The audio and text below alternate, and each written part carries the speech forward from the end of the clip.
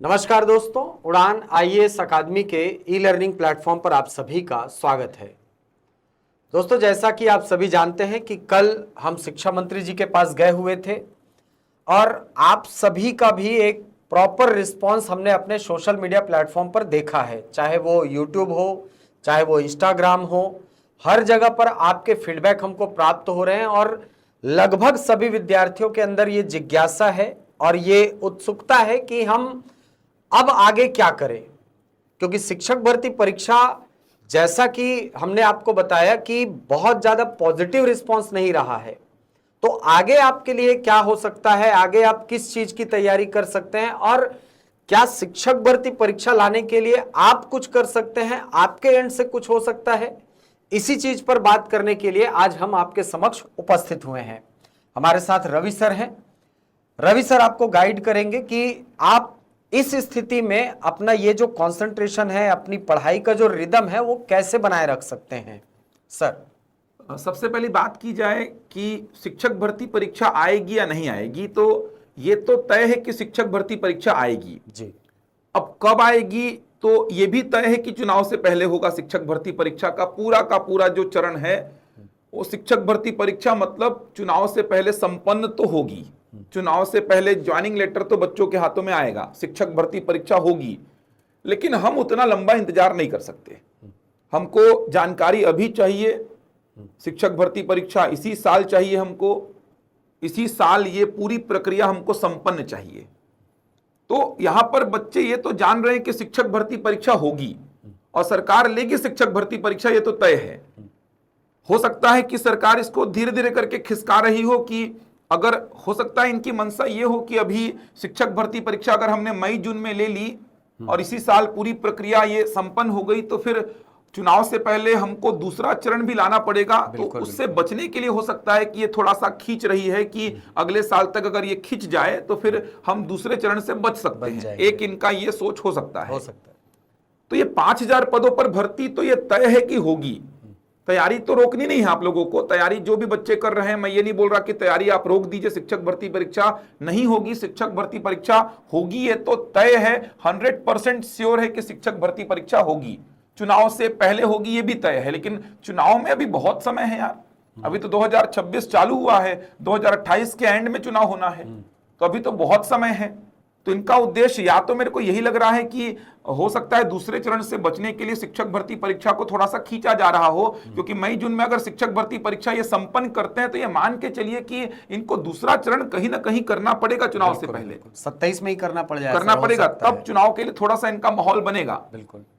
तो उस चीज से बचने के लिए मुझे लग रहा है कि ये थोड़ा सा खींच रहे हैं, जानकारी से बच रहे हैं। जैसा कि हमने कल के वीडियो में भी आप लोगों को बताया था कि शिक्षा मंत्री ने कहा कि व्यापम के ऊपर है कि व्यापम जब चाहे तब जारी करे। हमने सारी जानकारी व्यापम को दे दी है, हमने सब कुछ व्यापम को बोल दिया है। विषयवार भर्ती की बात हुई, विषयवार हम परीक्षा कराएंगे इस बार।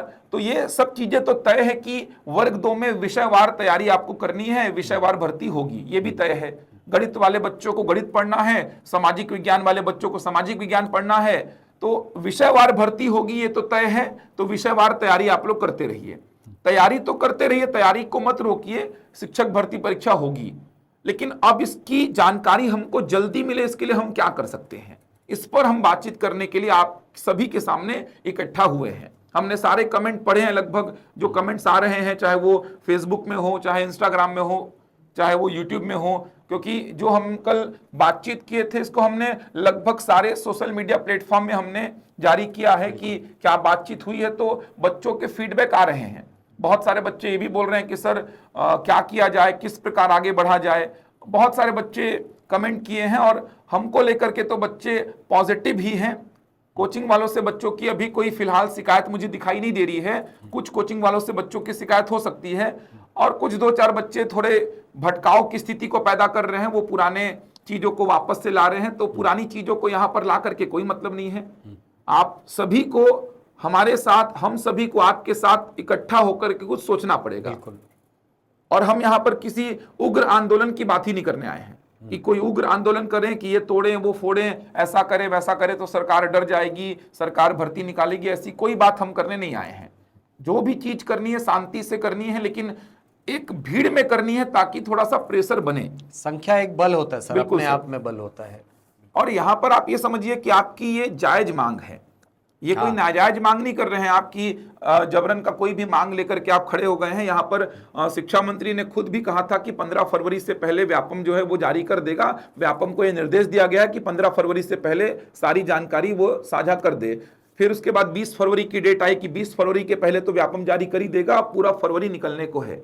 हम चाहते हैं कि आप डेट हमको दे दीजिए कि हम अक्टूबर में करवाएंगे, तो अक्टूबर की डेट दे दीजिए। अगर आप रिजर्व डेट में ही कराना चाहते हैं कि हमारे पास उससे पहले कोई डेट नहीं है, व्यापम का कहना है, तो आप अक्टूबर की ही डेट दे दीजिए, लेकिन डेट दीजिए तो एक फिक्स रहे तो सर बिल्कुल बच्चे सर। एक माइंडसेट के साथ पढ़ाई चालू रखेंगे, क्या करना है साइंस वो। के पद आ रहे हैं कि नहीं आ रहे बिल्कुल, हैं, बिल्कुल सर। लेक्चरर में कौन से विषय के कितने पद हैं, कुछ भी हाँ, क्लैरिटी clarity नहीं नहीं है। है। अब कोई साइंस का बच्चा लगा हुआ है, मान लीजिए साइंस के पद नहीं आए तो, कोई गणित का बच्चा लगा हुआ है, मान लीजिए गणित के पद नहीं आए तो। और सिलेबस इतना अभी आपने चेंज कर दिया है कि बच्चा अगर साइंस के पद के लिए तैयारी कर रहा है वर्ग 2 की, तो कोई दूसरा एग्जाम उसका व्यापम में निकल नहीं पाएगा। ये भी समस्या है उसके साथ में। आप बच्चों की समस्या को समझिए तो कम से कम आप हमको दे दीजिए ना पूरा डिटेल कि हाँ विषयवार तैयारी करिए, ये स्ट्रक्चर है, ये सिलेबस है, इस तारीख को हम एग्जाम लेंगे। भले अक्टूबर में ले रहे हैं आप, चलिए हम अक्टूबर में ले रहे हैं एग्जाम, तो अक्टूबर की डेट दीजिए हमको, ताकि एक डायरेक्शन तय हो जाए।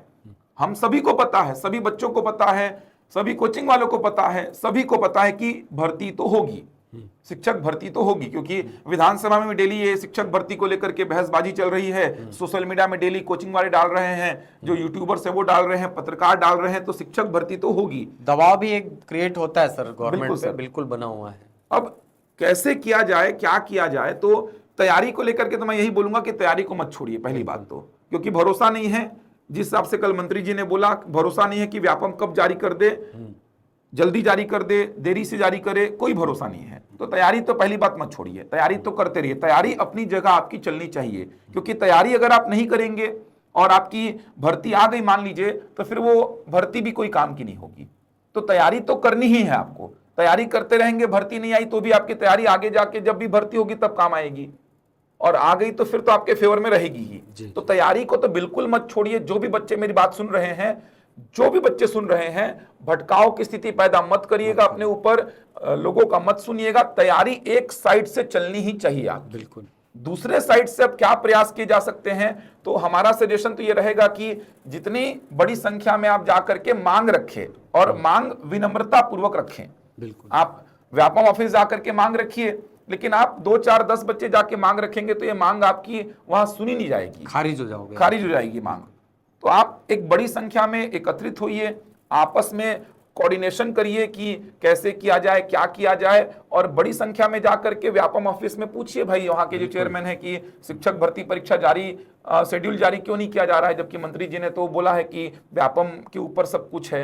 अगर व्यापम बोलता है कि डीपीआई से ही हमको बोला गया है, तो आप डीपीआई जाइए। डीपीआई बोलता है हमको शिक्षा मंत्री से बोला गया है कि ऐसा नहीं करना है अभी, तो आप शिक्षा मंत्री के पास जाइए। एक बड़ी संख्या में आप 2-3 जगह पे हैं, 2-3 जगह पे जाइए, मांग रखिए। जब तक आपकी मांग नहीं सुनी जाएगी मत उठिए भाई, विनम्रता पूर्वक बात करिए, गांधी जी के रास्ते पर चलिए। समझ आ रहा है, गांधीवादी जो रणनीति है उसको अपनाइए। कोई ऐसा उग्र आंदोलन करने की अगर आप सोच रहे हैं, जैसे मैं कुछ कमेंट्स पढ़ रहा था कि हम ये कर देंगे वो कर देंगे, तो ऐसा करने से आप अपने छत्तीसगढ़ी महतारी की ही कहीं ना कहीं हानि करेंगे, और छत्तीसगढ़ को ही पीछे धकेलेंगे आप। जो यहाँ की सार्वजनिक संपत्तियां हैं उनको अगर आप हानि पहुंचाने की, क्षति पहुंचाने की बात कर रहे हैं, तो आप छत्तीसगढ़ को ही पीछे धकेलेंगे। तो ऐसे हम युवा छत्तीसगढ़ के तो नहीं हैं कि हम इस प्रकार की कुछ हरकत करेंगे, और ना मुझे आप लोगों से ऐसी उम्मीद है कि आप लोग ऐसा करेंगे। हम गांधीवादी आदमी हैं, गांधीवादी तरीके से हम जाएंगे, अपनी मांग को रखेंगे, और जायज मांग रख रहे हैं हम अपनी। तो आप एकत्रित थोड़े हो जाइए, और आपस में जो भी कोऑर्डिनेशन है, जो भी आपके लोग हैं, उनसे बातचीत करके मांग रखिए। और मैं ये भी बोल रहा हूँ कि जो आपके पत्रकार वगैरह हैं, जो आपके भाई बंधु हैं जो कि छत्तीसगढ़ में कवरेज करते हैं, उनसे बोलिए कि वो जाके कुछ सवाल जवाब करें वहां पे जाकर के, क्योंकि हम जाएंगे ना, जवाब मांगेंगे तो हमको जवाब नहीं दिया जाएगा उतना अच्छी तरीके से, क्योंकि हम कोचिंग वाले हैं। हमारे प्रति उनकी कोई प्रतिबद्धता है ही नहीं सर। है। लेकिन मीडिया वालों से वो थोड़ा सा हाँ, मतलब है सर, उनसे बात करते हैं। मीडिया वालों को अधिकार भी है, अधिकार भी है, चौथा स्तंभ है सर। हाँ, बिल्कुल उनको सर। अधिकार है कि वो मुद्दों को जाकर के वहां पे रखेंगे। तो जो छत्तीसगढ़ के लोकल पत्रकार हैं जो दिखते हैं आप लोगों को, उनसे जाकर के बोलिए कि वो आपकी मांगों को वहां पे जाके रखें, तो कम से कम व्यापम के चेयरमैन के पास रखें, मंत्री के पास रखें कि भाई क्यों लेट हो रही है, आप जारी कर दीजिए। भाई छत्तीसगढ़ के बच्चे को आर्थिक दबाव है, सामाजिक दबाव है, महिलाएं इतने समय से अपने घरों को छोड़ करके बाहर रह रही हैं, अब उनकी स्थिति ऐसी नहीं रही, ना उनके घर वाले उनको अलाउ कर रहे हैं। बच्चों पे आर्थिक दबाव है, कब तक पैसे खर्च करेंगे, कब तक बाहर रहेंगे। रायपुर में 1 साल अगर आप रह रहे हैं तो रहने का खर्चा ही 1.5-2 लाख का है आपका, खाना पीना रहने का खर्चा ही 1.5-2 लाख का है। बिलासपुर जैसे शहर में आप रह रहे हैं तो साल भर का 1-1.5 लाख रुपए खर्चा है आपका रहने का, कहाँ से लाएंगे पैसा। और कोई यहाँ पे ऐसा तो है नहीं कि बहुत समृद्ध ये है कि सब यहाँ पर बहुत ज्यादा मतलब अबव पॉवर्टी लेवल पे सब रहते हैं यहाँ पर। तो यहाँ पर तो आप जानते ही हैं कि यहाँ पे सामान्य आदमी हैं, मिडिल क्लास फैमिली से भी बल्कि नीचे ही लेवल के हम लोग हैं, जहाँ पर बहुत ज़्यादा संपन्न हम नहीं हैं पैसे को लेकर के। तो कितना खर्चा करेंगे हम साल भर में? हम 1.5 लाख 2 लाख रुपए हम बच्चों पे लगा चुके हैं, इससे पहले 2 साल 3 साल हो गया बच्चों को तैयारी करते, और कितना बच्चों को सरवाइव करना पड़ेगा और कितना सफर करना पड़ेगा। तो ये बात कम से कम पत्रकार जाकर के मंत्री महोदय के पास में या फिर चेयरमैन के पास में रखें, वहां से क्या जवाब मिल रहा है। मैंने तो किसी पत्रकार को ऐसा कवरेज करते नहीं देखा अभी तक बहुत ज्यादा कि जाकर के शिक्षक भर्ती को लेकर कितना कवरेज किया हो। कितना बड़ा मुद्दा है यार, हमसे पूछे ना, लाखों बच्चे हमको जानते हैं, लाखों बच्चे हमको फॉलो कर रहे हैं, हम जान रहे हैं कि बच्चों की स्थिति क्या है। बिल्कुल। तो पत्रकार महोदय जाएंगे वहां पे, तब जाकर के कुछ बातचीत की जाएगी, वो बात सुनेंगे, वो बातें बताएंगे, जो मांगे रहेंगी उनको रख सकते हैं, जो सवाल है वो पूछ सकते हैं। हम जाएंगे तो आधे अधूरे सवालों के जवाब मिलेंगे हम। बिल्कुल सर, और मुझे ये भी लगता है सर कि हम जब जाएंगे ना तो ये कहीं ना कहीं एक मतलब बहुत नेगेटिव इम्पैक्ट डाल सकता है सर। एक व्यापारिक गतिविधियां टाइप का भी हो जाती है। बिल्कुल। अच्छा, कुछ बच्चे तो कमेंट भी कर देते हैं कि आप अपने व्यापारिक उद्देश्य से जा रहे हैं। अब उन बच्चों को मैं जवाब नहीं देना चाहता। हम अपने बच्चों की पीड़ा दर्द देख रहे हैं, इसीलिए हम जा रहे हैं। हमारी व्यापारिक, आपको जो समझना है आप समझिए, लेकिन बच्चे जानते हैं, उनके साथ हमारा लगाव जानता है जो कि बच्चे हम क्यों हमसे जुड़े पढ़े हैं, हैं, जो बच्चे हमको जानते हैं, हम क्यों जुड़े हैं, जानते हैं कि हमारा वो जानते हैं जुड़ाव क्या है। अब दिक्कत ये है ना सर, नहीं जाओ तो भी बोलते हैं व्यापारिक हाँ। गतिविधियों की वजह से नहीं आ रहे हैं, जाओ तो भी इनको व्यापारिक उद्देश्य लगता है। तो खैर, जिनको जैसा सोचना है, और यही सब चीजों में उलझे रह जाएंगे ना तो कभी शिक्षक भर्ती नहीं आ पाएगी। उनको खुद निकलना चाहिए सर, जो ऐसा कमेंट करते हैं, ऐसा बोलते हैं, उनको खुद निकलना चाहिए सड़कों पर और दिखाना चाहिए कि हाँ हम कर रहे हैं सर, देखिए हम, आप भी आइए। और हम अगर सवाल उठा दें आपके ऊपर कि हम कल गए थे अकेले, हमको तो किसी का साथ नहीं मिला, हम SCRT गए थे अकेले, हमको तो किसी का साथ नहीं मिला, हम गए थे व्यापम ऑफिस, वहां पर हमारे संस्थान के जो बच्चे थे उस दिन जो क्लास अटेंड कर रहे थे वो गए थे, बस बाकी हमको बाहरी किसी का साथ नहीं मिला। हम तो सवाल नहीं उठा रहे हैं, हम तो बोल रहे हैं कि आइए मिलिए, मिल करके आप मांग रखिए। और हम कोई नाजायज मांग रखने को बोल ही नहीं रहे हैं, हम तो कोई आंदोलन, कोई उग्र आंदोलन की बात ही नहीं कर रहे। हम तो हमारा हक, अब हम अपने पेरेंट्स से भी तो अपना हक मांगते हैं ना कि भाई अपने माता पिता से भी तो हम अपनी बातों को कहते हैं ना, कभी कभी हम थोड़ा सा दबाव में भी कहते हैं उनको। तो वही चीज तो हमारे ये पेरेंट्स जैसे ही हैं, देखा जाए तो हमारे द्वारा ही चुने गए लोग हैं सर। और हमारे यहाँ जब प्रतिनिधि शासन है तो वो विधानसभा में जब बात कर रहे हैं तो हमारी ही बात कर रहे हैं। बिल्कुल हाँ। तो अपनी बात रखिए कि भाई हम, हमारे लिए क्या कर रहे हैं आप, हमारे लिए जो इतना वादा किए थे आप उसका कुछ % तो निभाइए। और ये थोड़ा भीड़ दिखेगी थोड़ी जनसंख्या में, मतलब ऐसा आप 10-12 जनसंख्या के तौर पे वहां जाएंगे तो कुछ होना नहीं है। कुछ नहीं होना। थोड़ा अच्छा से एक कोऑर्डिनेशन करिए, एक अच्छी तरीके से मांग रखिए। जबरन का ऐसे लोगों को शामिल मत करिए जो उग्र हैं, जो जबरन केवल माहौल लेने आ रहे हैं, ऐसे लोगों को शामिल मत करिए। देखिए, जितना जितना पढ़ेंगे ना उतना विवेक आएगा, उतना अनुशासन में रहेंगे, और जितना अनुशासन में रहेंगे ना उतना आगे बढ़ेंगे। तो आप अच्छी से मांग रखिए वहां पर जाकर के, और थोड़ी पत्रकारों से भी चर्चा करिए, जो पत्रकार हैं वहां पर जाकर के, जो लोकल पत्रकार है जो कि बहुत सारी चीजों को कवर करते हैं, तो भाई हमारा भी मुद्दा कवर करें। आप जाकर के मांग रखें और विपक्ष से बात करें कि भाई वो पूछे कम से कम कि कब आएगी शिक्षक भर्ती, क्या है शिक्षक भर्ती का मामला। देखिए, करें तो ये शिक्षक भर्ती है लोग, और हमने आपको चुना है भाई, हम अपने माता पिता से सवाल जवाब कर सकते हैं, और जबकि उन्होंने हमको पाल पोस कर बड़ा किया, हमारे पीछे पूरा अपना जीवन त्याग दिया है। हमने तो आपको चुना है भाई, हम तो बिल्कुल आपसे सवाल पूछेंगे। हम, आप भी हमारे पेरेंट्स जैसे ही हैं। आप ही तो हमको आगे लेके जाएंगे भाई। हमारी मेहनत तभी सफल होगी जब आप हमको कहीं ना कहीं एक रास्ता प्रदान करेंगे। हम बढ़े पड़े हैं, लेकिन आप हमको रास्ता ही प्रदान नहीं करेंगे तो हम कैसे आगे जा पाएंगे। तो आपसे हम बिल्कुल सवाल कर सकते हैं, चाहे वो शिक्षा मंत्री हो, चाहे वो वित्त मंत्री हो, चाहे वो सीएम हो हमारे। बिल्कुल आप हमारे पेरेंट्स जैसे हैं, बड़े भाई माता पिता जैसे हैं, तो हम आपसे बिल्कुल सवाल करेंगे। बिल्कुल, लेकिन वो सवाल थोड़े से दायरे में इज्जत से होने चाहिए, विनम्रता होनी चाहिए बिल्कुल। सवाल। हाँ, ऐसा बिल्कुल मत बोलिए कि जो आपका छवि दिखा दे कि आपको भी एक शिक्षक बनना है, आपको भी एक अच्छे अधिकारी के पद पर जाना है, तो आप बात ऐसे रखिए कि लगे कि हाँ आप विनम्र हैं, आप में विवेक है। तो इस चीज का ध्यान रखिए। तो ये आपको करना पड़ेगा, आपको निकलना पड़ेगा, आपको आना पड़ेगा, आपको शामिल होना पड़ेगा, आवाज उठानी पड़ेगी, तभी हो पाएगा ये। और मैं तो सर हमेशा क्लास में भी इस चीज को बोलता हूँ कि जो व्यक्ति शिक्षक बनने वाला होता है ना, वो सबसे ज्यादा अनुशासित होता है। बिल्कुल सर। ना अपने कार्यों में बल्कि अपने कर्तव्यों में, अपने कार्यों में, सब चीज में उसका अनुशासन दिखता है। तो आप अनुशासित रहिए और अनुशासित रह करके अपनी जायज मांग उठाइए। सुनेंगे, क्यों नहीं सुनेंगे? आप एक बार दरवाजा खटखटाइए, 2 बार खटखटाइए, 3 बार खटखटाइए, बिल्कुल, हाँ। कभी ना कभी तो सुनेंगे।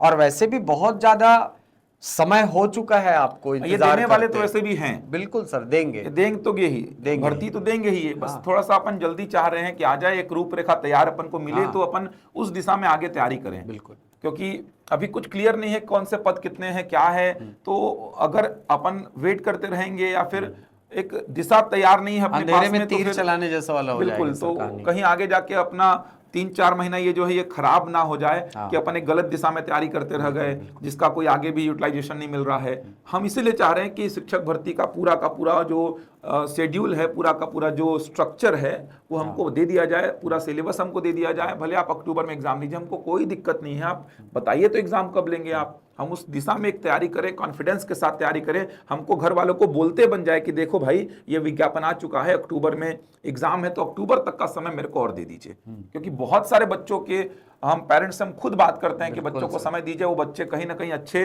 पद पर आगे बैठेंगे, लेकिन आप उनको समय नहीं देंगे तो दिक्कत हो जाएगी। तो हम खुद भी बहुत सारे पेरेंट्स से बात करते हैं, उनको समझाते हैं। पेरेंट्स भी अपनी जगह पे सही हैं, वो कितना करेंगे, उनकी स्थिति भी अब जैसी उससे वो 4 गुना ज़्यादा कर रहे हैं, अब वो कितना करेंगे। फिर भी हम बच्चों का सोच समझ के, बच्चे हमको दिखते हैं कि ये अच्छा एक पैकेज है, मतलब बहुत शानदार, ये आगे जाके अपने कैरियर को बना सकता है, होशियार है, टैलेंटेड है, तो हम उनके लिए बात करते हैं पेरेंट्स से। लेकिन कब तक पेरेंट्स भी करेंगे चीज़ों को, इसीलिए कम से कम एक डेट दे दीजिए ताकि बच्चों को बोलते भी बन जाए घर में कि हाँ इस तारीख को एग्जाम है, तो हमको इतना समय और दे दें। लेकिन इसके लिए आप लोगों को आगे आना पड़ेगा, तो ये चीज़ें हैं। और बाकी आप लोगों को जो लगता है कि हम लोग जो कर सकते हैं, बिल्कुल कमेंट करिए आप, हम आपके सुझाव को बिल्कुल देखेंगे, हमसे जो हो पाएगा वो करेंगे। तो आपको जो भी लगता है कि सर आप लोग ये करिए, आप लोग ये करिए, हम बिल्कुल तैयार हैं, बिना किसी स्वार्थ के। आप जैसा बोलेंगे हम हमेशा खड़े हैं आप लोगों के सामने। तो आप बिल्कुल अपने सुझाव अपने कमेंट में दे सकते हैं, कमेंट करिए क्या सुझाव हैं आप लोगों के। हम हमेशा आपके सुझाव को पढ़ते हैं, देखते हैं, समझते हैं, उसके अनुसार भी हमको सही लगता है तो काम करते हैं। पढ़ाई मत रोकिए, पढ़ाई एक साइड से करते रहिए, एक साइड से पढ़ाई चलते रहनी चाहिए आप लोगों की। ठीक है, हम मिलेंगे अगले वीडियो में। धन्यवाद।